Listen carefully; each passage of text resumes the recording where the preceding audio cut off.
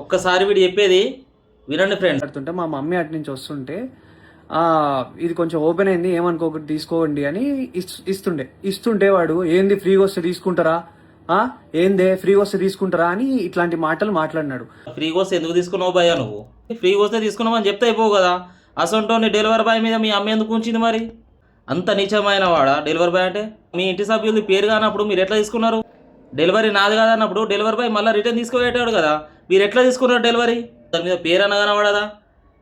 సరే నువ్వు తీసుకున్నావే అనుకో, అది ఓపెన్ ఎందుకు చేసినావు? సరే చేసినవే అనుకో, వానికి డెలివరీ బాయ్కి పైసలు ఇచ్చి లేకుంటే లేదు. సరే మీ అమ్మ తిట్టిండని నువ్వు అంటున్నావు, తిట్టిన దానికి ప్రూఫ్ ఏంది?